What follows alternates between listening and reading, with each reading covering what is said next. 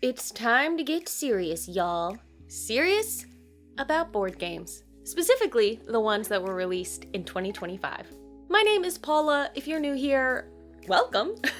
This channel is full of comedy videos and board game playthroughs and the occasional top 10 list, just like this one. So take a look around, kick off your shoes, subscribe if you like what you see. I don't know, live your life. So in my last top 10 video, someone complained that I talked for 2 whole minutes before I ever named an actual game. So let me start off by immediately naming 2 games. How's that? How's that for giving the people what they want? Eternal Decks and A Place for All My Books. These games came out in 2025 and I did not get to try them, but I am dying to. They sound really, really cool. I really want to try playing them. I just haven't had a chance to. So if you get a chance to, please play them and know that I'm sitting here seething with jealousy. And maybe leave me a comment to let me know how they are. I want them to be good. Are they good? But that's not actually what this video is about. This video is about the games that came out in 2025 that I did play, and which ones of those I liked the most. These are my top 10 games of 2025. Let's kick this video off with some quick fire honorable mentions. La Flor, one of the prettiest games maybe ever. I love floral motifs. Place your workers to make a rococo garden and entice visitors to your garden party. Perfect for history and flower nerds. Tend, maybe more Stardew Valley than the Stardew Valley board game. It makes me want to immediately play it again so I can figure out how to get good. It is the definition of deluxe, with scratch-off cards and marker stamps and a price tag to match.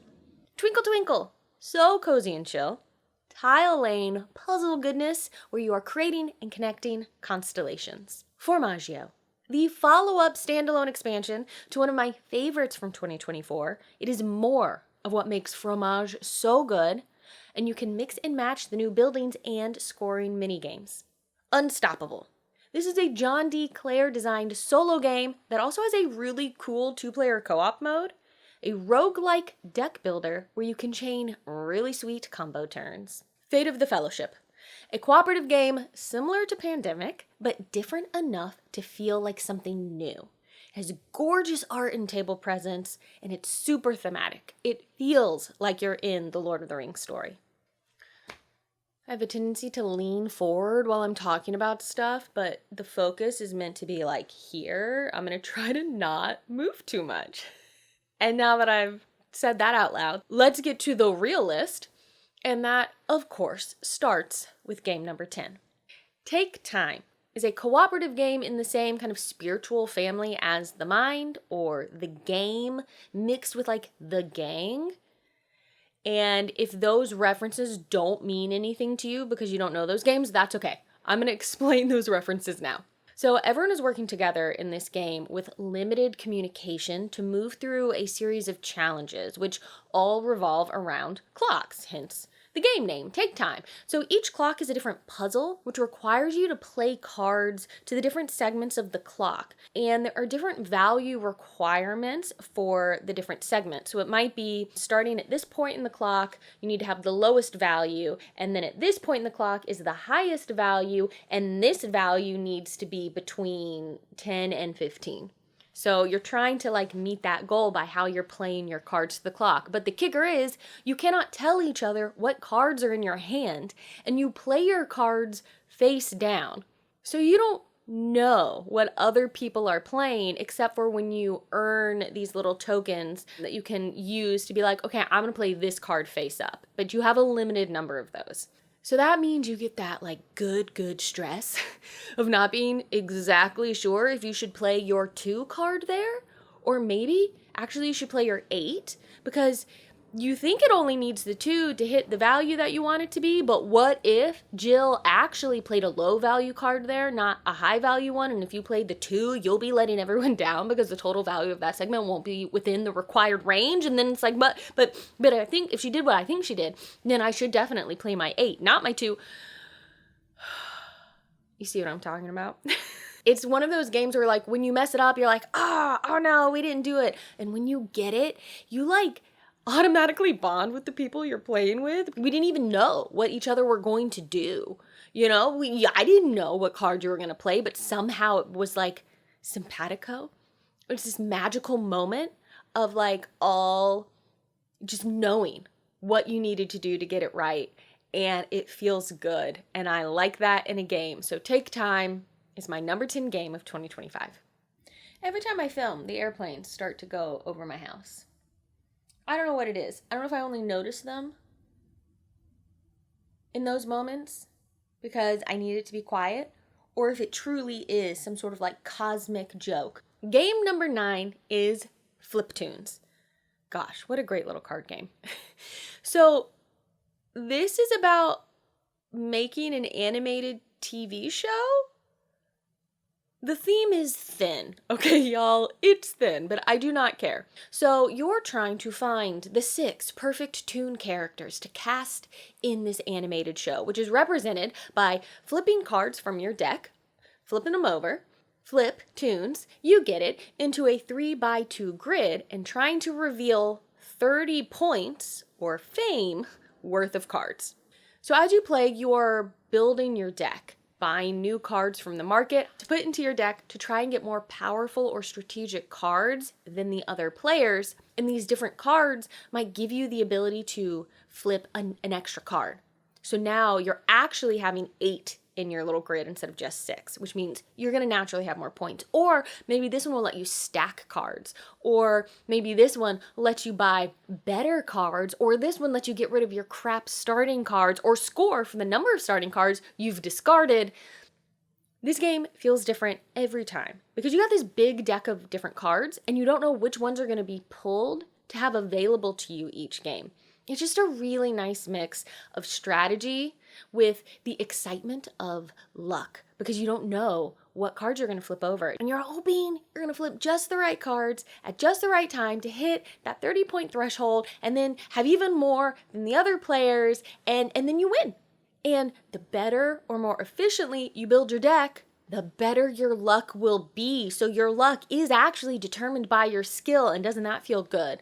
Or bad if you are losing a lot. It's got a fun solo mode, it's quick to play, it's quick to teach, it is fun to look at. The theme doesn't really come through for me, but I don't care. I really like this one. Game number 8 is possibly maybe the heaviest game that's ever been published by the op. I don't know if you think one that's heavier or has more going on with it has come out from the op. Let me know in the comments, but this game is Tea Witches.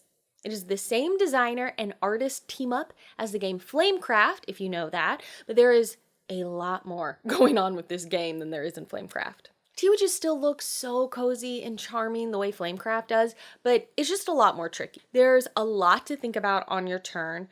Gosh, but it feels really satisfying figuring out the best move to make and how to optimize while looking at all these cute witches and familiars and the art and thinking about tea, which I really like. I feel like charming is the word for this game. It's just charming.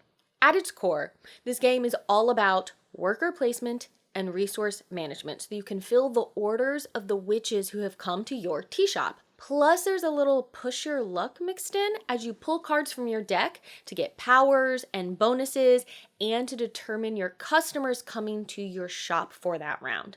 And the more orders you fulfill, the more you actually need to do each round in the game because the customers who you keep loyal by serving them again every turn will score you more points at the end of the game. But can you even get it all done? You have new customers you're trying to meet their needs. You're trying to meet the needs of your loyal customers. You're trying to get your workers placed out and spots are getting blocked by the other players. You want to optimize where you're going to get the most resources. You have limited storage space on your little tea board, but you can get upgrades for it. That can help you like double up on resources or store more items for later or use a green tea ingredient for actually a pink tea ingredient. And like it can kind of devolve into people like thinking really hard because there's a lot of moving parts, but especially once you've gotten a little more familiar with it, I really feel like the game moves and it feels so good when you have one of those turns where you're like, oh, I can figure out exactly, I put my worker here,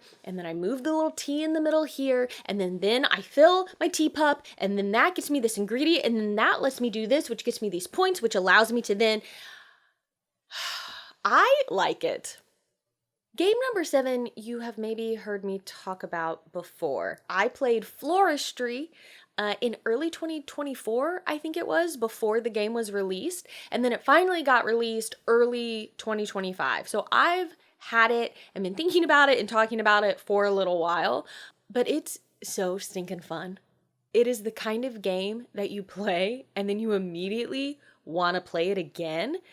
It is a 2-player game with tile laying and Dutch auctions. Okay, this is what makes the game something special. So if you don't know about what a Dutch auction is, it's basically where the price for what you're bidding on tiles, and the price for what you're bidding on starts at a certain spot, and then as time goes on, it gets lower and lower and lower. So you're playing this little game of chicken with your opponent on, I want these tiles and I want to get them for as low an amount of money as possible, but I still want to hit yes on the bid before my opponent does, because you're using a phone app to do it, and it tracks like the timing and the amount of money, and you're like going like, ooh, or maybe you're trying to bait the other player into bidding for something you don't even care about and spending more money on it. And when you can trick them, it feels so good. It's so fun. And so you have the moment of like, when you play this game. And then you have that balanced with that kind of like, again, cozy feeling of taking these little tiles that are flowers in your little flower shop window and arranging them. And you score based on the largest groups of flowers that you have together. You score points based on how big that group got. And you also score points based on how much money you spent. So if you spend the most money, depending on how big that gap is between, like, if you spent more money than me in the game, if you spent a lot more money than me, I'm going to get points at the end of the game. And so that helps keep like the bidding really tight and in check. So you're not just like, whatever, I'll just spend as much as I want. Like, no, you won't, because I'm going to get points if you do that. It's so good. I really, really like it. And it fits on a small table. It plays quickly. It's so easy to teach. 2 players, I mean, it checks all the boxes. Checks all the boxes. And it has cat meeples. So there's nothing else to say. Game number 6 is Crafting the Cosmos, which, funny enough, is designed by the same team who made Floristry. David, Gordon, and Tam. So they designed my game number 7 and my game number 6. I think I'm gonna like everything they do together. They also made Monkey Palace, which came out in 2024, which is also a lot of fun. But what's amazing to me about Crafting the Cosmos is how totally different it feels from Floristry. I mean, it's a completely different kind of game. So in Crafting the Cosmos, you are crafting a Cosmo. You're doing what the name of the game is. You're creating a galaxy. So you have your own little galaxy board, and you're collecting these nebula tiles that go down on the board, and around each spot for the nebulae, you have places for different like stars that represent different like building blocks of life. You have oxygen, you have carbon, you have hydrogen, you have helium, and you're trying to move around a rondelle with like marbles that match your color to determine what actions you're taking each turn and which resources you're gaining, which is how you're getting like your little carbon stars and your helium stars. And then what you gather, you immediately use on your galaxy board, and you place them around your different nebulae. And then if you have everything that nebula needs, you flip it over and you earn points. Then you can also get bonus cards to make you more powerful, to get you extra resources. You can like really tee up and kick off these combos where this lets me move this star around, which lets me put it here, which lets me flip over this nebula, which earns me this new nebula. And then I move up the oxygen track, which gets me a free star building block of life component that I can put here where I want. And then it's just, There's also different scoring goals. So you have different scoring goals you're trying to meet. So that can help guide your strategic choices, which is something I always really like in a game, because otherwise I can get overwhelmed by all like the options and not know what direction to go in. And when it's like, oh, in 2 rounds, we're going to score for having the most formed nebula in this area of the board, I'll aim for that. I really like what Office Dog is doing as a publisher, and I love that they've made this game. I like it a lot. Crafting the Cosmos. Okay, game number 5, halfway through the list. It's Neko Syndicate. I think I'm saying that right? Neko? Japanese for cat. Anyway, this is released by a Spanish publisher in 2024, but it was made available to me in North America by 25th Century Games in 2025, so it totally counts for this list. Hush. Anyway, so this game is about cats running a sushi syndicate. You're smuggling sushi, you're sushi mafia. Look, don't you want to be the new leader? Because the current leader, he's going to die soon, and he's going to need a replacement, and it could be you if you build the best card tableau and deliver the most sushi before the end of the game. So in Neko Syndicate, you're laying your cards out like a pyramid formation. On your turn, you start with just like 2 cards, a very small little pyramid. You can even call it a pyramid at the beginning of the game. And as you go throughout the game, you're going to be building out your pyramid with more cards. And what's really cool about this game is the further down you go with your pyramid, the more times you get to take the actions on the card that's been placed. So if you put a card with a delivery action in level 3 of your pyramid, you're going to get to do that delivery action 3 times. You're also taking your meeple and you're moving it down the different cards along a path that you choose that you're hoping to optimize your actions for that turn. So you're not going to be able to do every action you've played out every turn. You're going to have to choose, well, this time I want to go to here, which means I can then go to this card and choose this action, and then down to here and here and here. What this does is creates a puzzle where you're trying to, again, optimize your choices and create combos that are going to help you get that sushi produced, moved around your pyramid, and delivered to the right spots. Plus, there are missions, 3 missions in the game, and you're kind of racing to complete them, because if you do them faster than the other players, you're going to get more points for them. The game is quick because it has simultaneous play. You're all kind of moving down your pyramid at the same time and doing your thing. And it's just such an engaging puzzle when it comes to deciding which cards to put where, which path down the pyramid you want to take to activate the right actions. And so then when you hit a really good combo turn, it feels so good. It makes you feel so smart and clever because you planned that. You made that happen, and it gave you exactly what you needed that turn to fulfill that order, which then let you meet the goal of this mission, and now you've scored those points. Like, it's so good. I like this one a lot. It's just a fun and satisfying puzzle. One play of it, and I knew it was going to be a favorite from the year. And then in playing it more, I have only had that feeling confirmed, which is why it's here on this list. Board Game Geek describes this as a thinky filler, and I think that is absolutely right. Probably going to take you like 30 minutes to play. So you can start your night or end your night with it as like kind of a warm-up game or cool down game. You do kind of need some table space for it though, because you're building out your pyramids and that does take up some space. I really highly recommend it, especially if you like solo games, because I really enjoy the solo mode in this one. Game number 4 is Pergola. This is another beautiful, cozy game that is very consistent with my running pattern of loving florals and garden themes in games. It keeps coming up in list video after list video. I obviously have a type. I just like games that are like feel good to play and feel good to look at. Not every game, obviously. I mean, Castles of Burgundy is one of my all-time favorite games, and that does not feel good to look at unless you are looking at like the deluxe version, but for the most part. And Pergola fits right into that so well. I mean, look at it. It is so beautiful.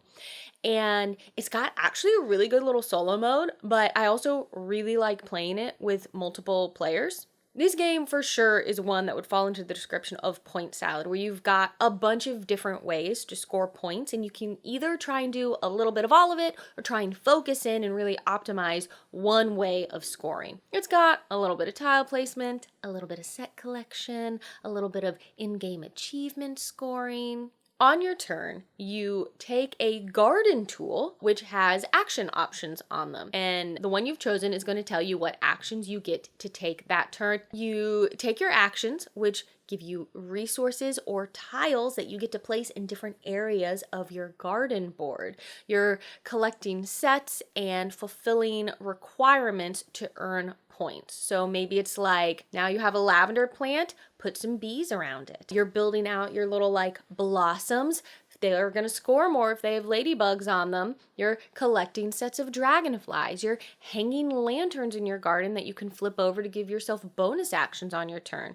You are attracting butterflies to your different flowers over here. You're filling pots of honey that are going to get you end-game scoring. Everything feels so nice and it looks so pretty while also being a puzzle to solve as you figure out the right actions to take to help you fill your garden ultimately with the most points. Because let's be real, it's not just about the flowers, it's about the points. It's a board game.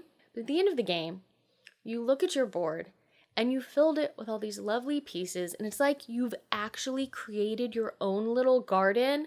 And I just really love that. I love a game, you've heard me say it before if you've watched these lists before, I love a game where at the end you look at what you've done, you're like, I made a thing. And I definitely feel that with Pergola. If you like little point salad cozy games, please try this. I do not think you'll be disappointed in it. Oh my gosh. I have a cat and it's different from the cat who normally makes an appearance. Oh, Luna. Do you like board games, Luna? Oh, what a sweet girl you are. The people want to know what game number 3 is, Luna. So my game number 3 of 2025 is Here Lies. Here lies some cat hair all over me now. This was one of my most anticipated games of Gen Con. It was on my anticipated games of Gen Con list. And I actually managed to go by the booth on the very last day of the con, and they still had a copy, and I bought a copy of the game, and I am so glad I did. It's such a cool little game. This is a cooperative deduction game where you are taking on the persona of different famous, real or fictional, detectives. So you might be Kate Warren, a real-life Pinkerton detective, or you might be playing, Sherlock Holmes. And you're all meeting together, kind of like in a salon, to solve riddles together. That's the theme of the game. One of you is presenting the case to the others and trying to help them solve it. And you need to get them to guess different specifics about the case depending on the difficulty that you're playing at. Harder difficulty means like they need to guess more details correctly. So it might be, what's the motive? What was the identity of the person who died and who killed them? Might be an easy one, right? That's just 3 things. But in a more difficult case, you might have, what's the motive, the identity of the person who died, the identity of the killer, what was their relationship, what was the murder weapon, it's like suddenly you have all these other things you need to get everyone to guess. And the way you do that is the investigators have a deck of cards unique to their persona they've taken on. And they get to play those cards to get the clue giver to provide information. This is the bit that makes the game so fun. Because the card that you might hand the clue giver might be like, stand in a pose that illustrates the murder weapon. And you have to just come up with a pose to show or it might be draw a picture with a single unbroken line, you can't take your pen up off of the paper, that describes the motive, or circle 3 words on this card to provide information about the relationship between the killer and the victim. It's right on the line of party game mechanics. And it really gives that feeling of being in a salon with other detectives trying to stump each other or solve puzzles together. It's so unique and fun, and everything is so open to interpretation. And it's really important that all of the investigators are saying their ideas out loud. If you ever correctly name every single detail you're trying to guess, even if it's not an official guess, if you ever correctly name it, you just win. And the clue giver is like, oh yeah, you figured it out, that's it. Or at the end of certain points in the round, you start to give information about y'all are way off base on this. You have said out loud the exact right thing here. You've talked about things that are close with this one, but it's not quite right. And so that's what's guiding the mystery solving. And it's just Like I said, it's really unique and fun. I love deduction games, and I'm really looking forward to playing through more of the cases that come with this game.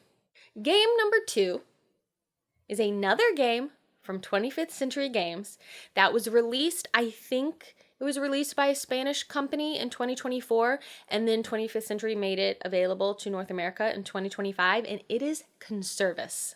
Now, this is a solo-only game. It is designed by Scott Almes, and it is pretty difficult. It's not an easy game. Now, of course, with anything that's solo only, you could always technically like co-op it. If like you had another person or two who you wanted to play with, you could work together to make decisions about things, but it's meant to be played solo. I love solo games. And Conservus is about catching fish for you to can and then sell, in like fancy little fish tins that you see at like, I see them at World Market.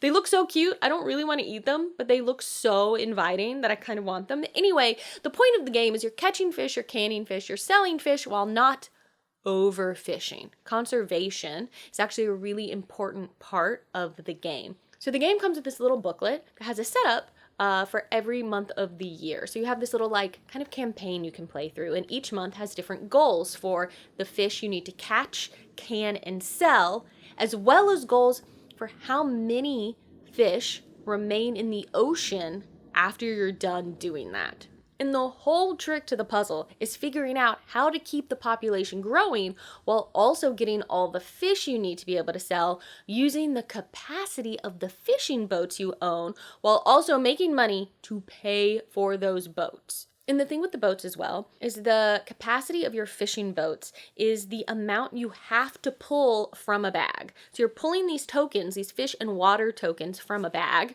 and seeing what you get. And you're like, well, I don't want to use up everything in the bag. I need to keep some fish in there. But with this boat, I have to pull 6 tokens.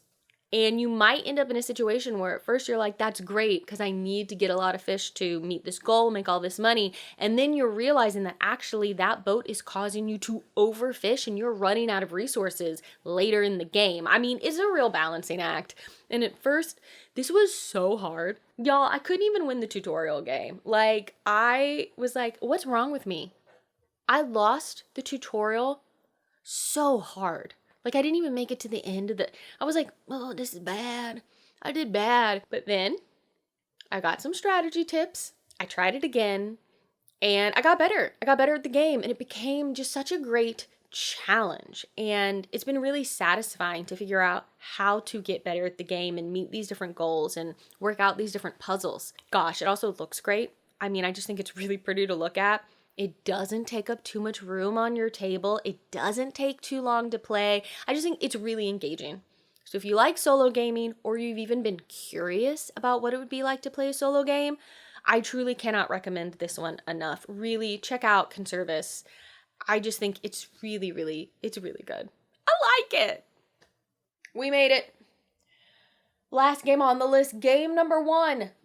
My top game that was released in 2025. Are you ready? It's Zenith. Zenith? I don't know. I'm going to say Zenith. It's so good, y'all. So you can play this at 2, 1v1, or you can technically play this at 4 in teams of 2. But I've only ever played the 2-player version, okay? So I cannot speak for how it is at teams.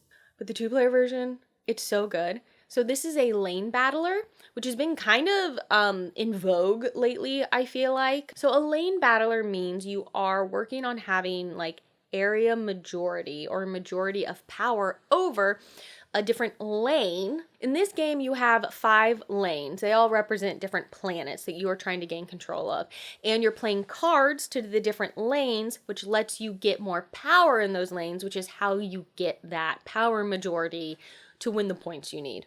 The game also has a tech tree, which is so good whenever you're moving your way up the tech tree, and whenever you trigger a new level of the tech tree, it also triggers all the bonus actions all the way down again, so you can have a crazy combo turn. So there are different branches of the tech tree, and I think my advice would be to focus in on one, because you're going to get the most out of those bonuses as opposed to spreading out. If you're at level 1 on 3 different tech trees, you're not really triggering a lot of bonuses. But if you've put those resources into getting to level 3 on one tech tree, you're going to be able to trigger more. Anyway, on your turn, you play a card from your hand, either to move up said tech tree. You can play it to do some diplomacy for some bonuses. If you're hearing rustling, it's my cat. It's Luna moving around. She's in a box. She's rolling around. It's making a little squeaky sound. I'm so sorry. Or you can take a card from your hand and you can play it to one of those lanes for the different planets you're trying to control. And the cards, if you're playing them in a lane, they cost credits to play down based on how powerful they are. But that cost is discounted by the number of cards you already have in that lane. And y'all, it feels so good to play that expensive, powerful card for only 2 credits because you already have 5 cards in the lane. And then the cards trigger actions to maybe get to play down bonus cards or mess with what your opponent has played, and most importantly, move the planet token of that lane toward your side. If you can get it all the way over to you, you score it. Plus you might get a little bonus, and then the token resets to the middle again. And now you're fighting, you're battling over that lane all over again. And the way you win the game is by getting the same token 3 times, or 4 different tokens from different planets, or just 5 tokens in general. And this all makes for a really fun tug of war that gives you the chance to feel really clever when you pull off a good card play or earn an awesome bonus from your tech tree. It's just, I don't know, it's really fun. And sometimes, head-to-head 2-player games can sometimes feel bad because you're doing a lot of like pointed attacking of the other player, but this is a game where it's like, look, I might steal cards from you, or I might play a thing that is specifically going to mess up your plans, but you're probably going to do that to me next turn too. And it all just feels like a justified part of the game that you can't get too mad about, right? It's fun. There's a number of these games that have come out recently where you're like playing cards down to these different lanes to try and gain the most power and control to win. And I think this is my favorite of the ones that have come out recently. But I like the theme of this. I like that you have multiple uses for your cards. I just feel like you're not stuck. You have something you can do. You have interesting choices to make in the game. And I've played it a bunch and I've really enjoyed it. And I've gotten better at the game every time I've played it, which I think is the mark of a good game. If it's something that you can learn and get better at every time you go. So, I don't know, I'm going to stop rambling about it. Zenith, my #1 game of 2025. Yeah, there you go. I didn't write an outro for this video, so we're going to wing it. Luna, can you stop squeaking in that box? Thank you so much for watching this video of my top 10 games from 2025. There are so many games that come out every year. So if there's something that's not on the list that you thought would be, it might be because I didn't get a chance to play it. Or, it's possible it's because I didn't like it as much as some of these other games. So yeah, I hope that this video is helpful for you as you're deciding what you might want to try playing that came out in 2025. And if there's something that you played that you really loved that you think I might like, I would love to know about it. Please let me know in the comments below. Also, let me know, I'm going to do a few more of these top 10 lists this year, but I don't want to just make them for the sake of making them. So if there's a specific list you are interested in seeing, let me know that too, because I want to make a list that is actually helpful for you watching. I'm definitely going to be updating my top 10 2-player games list at some point this year, so stay tuned for that. And we'll do some other ones as well. If you would like to support what I'm doing here on this channel, I would love it if you subscribed, give the video a like, and also I do have a Patreon that supports all of the different work I do, not just here on YouTube with Things Get Dicey and these kinds of videos, playthroughs, and top 10 lists, but also supports all the other things I do. So if you want to know what I'm up to, if you want to see early content, bonus content, recommendations of things that I'm enjoying every month, go check that out. It's over there on my Patreon. I'd love to see you there. And a huge thank you to all my patrons whose names are scrolling by right now. I really appreciate them. And yeah, I hope you've had a great start to your year of 2026. And here's to finding out which games are going to be our favorites in this new year. Hey y'all, I'm literally actively editing this and pausing to record this because there is a game that has been very hot all year that people have been very excited about. I think it's probably on a lot of top 10 lists, and you haven't seen it on this list. And that game is Galactic Cruise.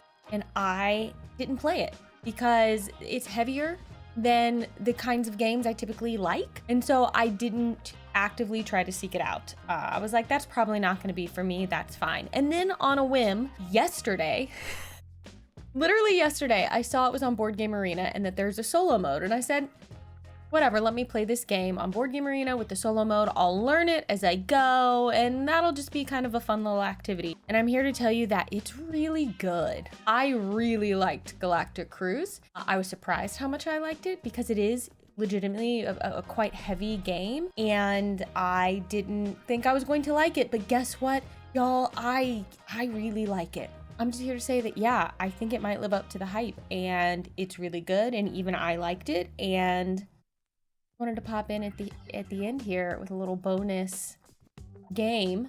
So if anyone's in the comments asking why Galactic Cruise isn't on my list, you'll know they didn't watch till the end. And if you watched to the end, let me know what you think about Galactic Cruise.